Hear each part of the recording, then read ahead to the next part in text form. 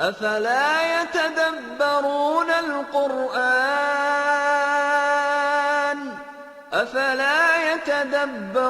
القرآن أم على قلوب أقفالها أفلا يتدبرون القرآن أم على قلوب أقفالها.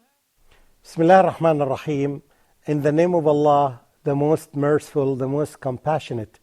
This is your presenter, Dr. Mamdouh Mohamed, talking to you today about reflection upon the Quran as the verse that all of us know. And even if we don't know, we remind each other. And by now, I'm quite sure that many of us have learned this verse, this ayah, which says, أعوذ بالله من الشيطان الرجيم أفلا يتدبرون القرآن أم على قلوب أقفالها. Do not they reflect upon the Quran, upon the meaning of the Quran, upon the meaning of these ayat and verses, or do they have locks upon their hearts? Now, today we are going to discuss and reflect upon one of these ayat, one of these verses. It's ayah number 9 in chapter number 15, Surah Al-Hijr. No. And before I do that, I'm going to remind you what is the meaning of reflection. Sometimes it requires deep understanding, discussion, trying to compare it with other verses. In other words, you make some sort of research so that you can understand it. If it means this meaning in this context and it means another context, that meaning, how can we combine them together to understand the whole meaning of it? What is the implication that I can learn from this? What does it tell me? What is the lesson that I can deduce? It's not just reading and reciting the Quran and beautifying our voices when we recite it and when we read it. No, it's much deeper. It requires a lot of thinking, a lot of reflection, a lot of pondering. This verse, or this ayah, number 9 in chapter number 15, it says, أعوذ بالله من الشيطان الرجيم إنا نحن نزلنا الذكر وَإِنَّا لَهُ لَحَافِظُونَ. Verily, it is we who have sent down the dhikr, meaning the Quran and the Sunnah, and surely we will guard it from corruption. Now, let's see how many emphatic forms in this verse, this short ayah. In Arabic, we have plenty of them. And this is the beauty of learning Arabic. And this was almost a must for every Muslim, so that he or she would understand the Quran by himself or herself without depending heavily on others. Now, if you don't know the language, you still depend on someone else to interpret it and explain it to you. It is very helpful if you learn the language so that you can understand exactly what is meant here by yourself. Well, still, of course, you need the experts and you need the scholars to guide you to this. And these are, for example, some of the things. If you know the language and if you know the emphatic forms, you would do appreciate the meaning of everyone. First, it says that verily, which is represented in this emphatic form, inna. Then it's added to the word we.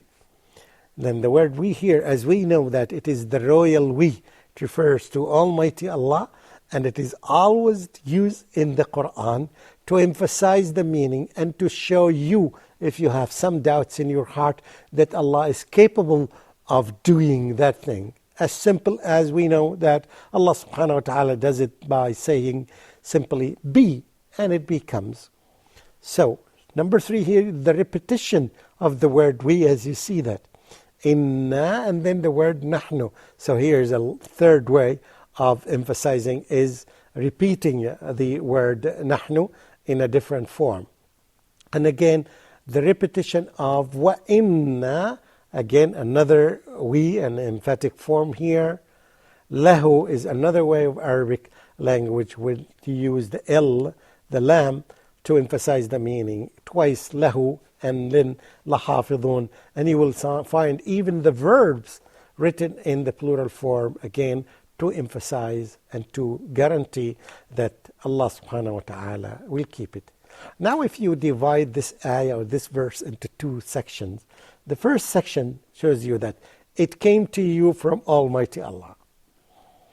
And then the second part of it, it's a guarantee from Almighty Allah that it will be kept safe and unchanged. Sure, period.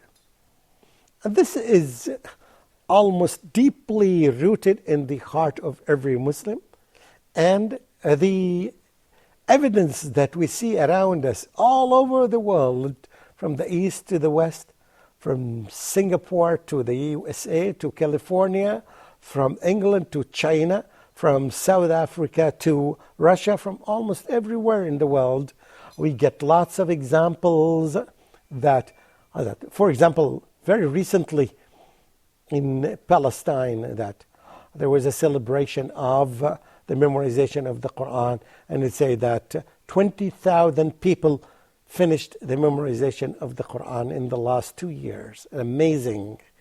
When we come to the whole number of the Muslims that memorize this book as a proof that Almighty Allah kept it from any type of change, you will find approximately more than 9.3 million human beings from almost every corner and every village in the world. They already memorized the Quran. This statistic was almost more than 15 years ago. Now I'm quite sure that perhaps they surpassed the number of 10 millions. So this is a solid proof that Almighty Allah subhanahu wa ta'ala fulfilled His promise, and it will be fulfilled until the day of judgment. So now again, the importance of this is that you don't find a verse similar to this in other books. And I'm sure that you as a researcher, as a learned person, you can check these things in other books. Go to the Bible, go to the Torah, go to any other book that you are aware of. You will never find a verse similar to this. You will never find a guarantee from Almighty Allah that He will keep that book.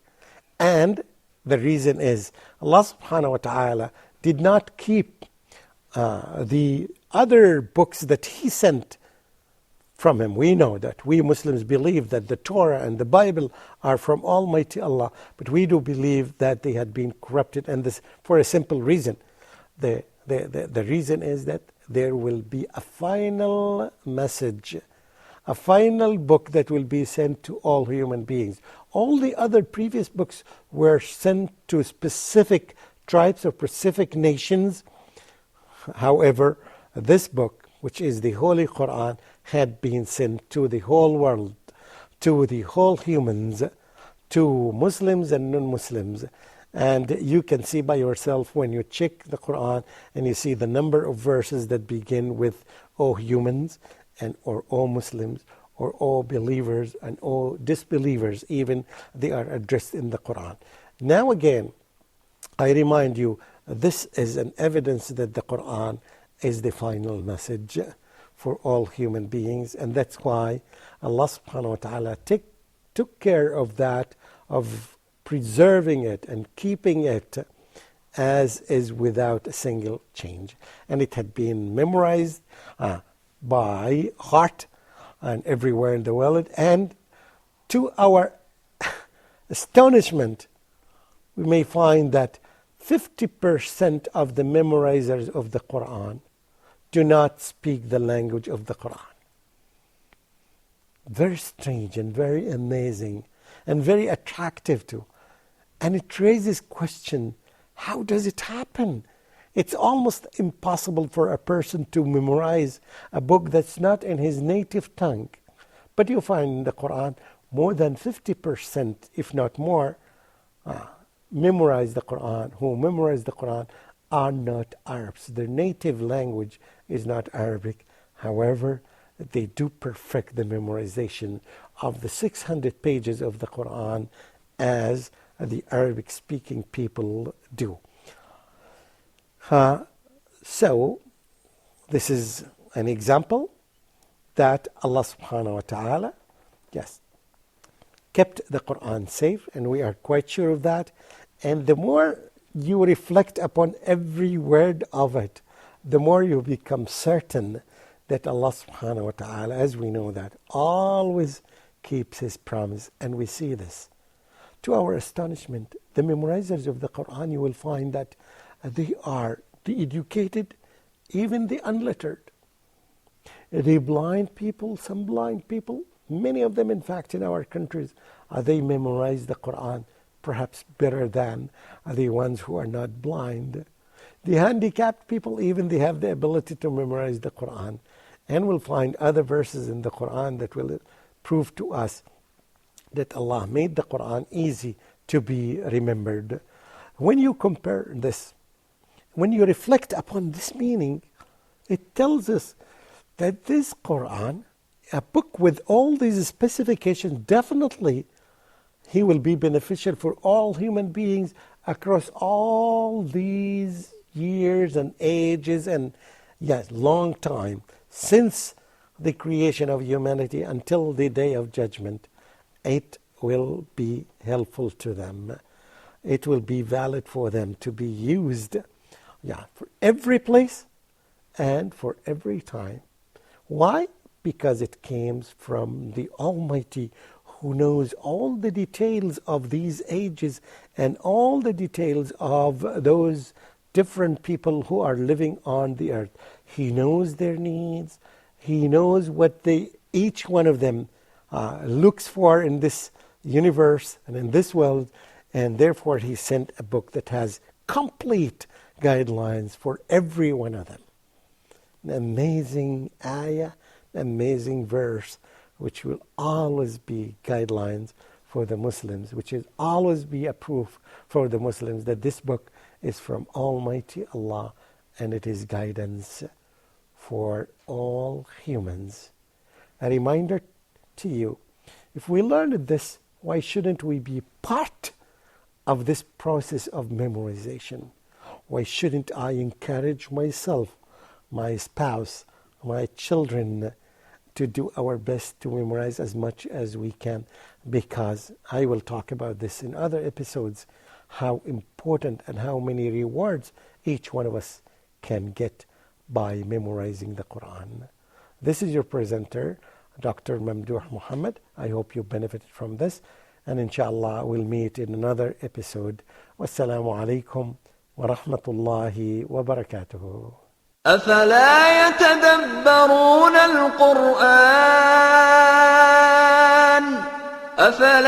يتدبرون القرآن أم على قلوب أقفالها أفلا يتدبرون القرآن أم على قلوب أقفالها أفلا يتدبرون القرآن أم على قلوب أقفالها أفلا يتدبرون